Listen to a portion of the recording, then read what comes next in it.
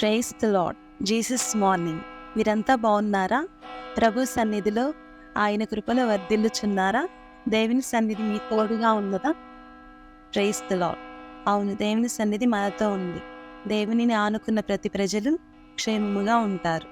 దేవునికి నిండు స్తోత్రాలు. పరిశుద్ధ గ్రంథం నుంచి ఈరోజు తండ్రి మనకి ఇవ్వాలి అనుకుంటున్న దేవుని వాగ్దానాన్ని స్వతంత్రించుకుందాం.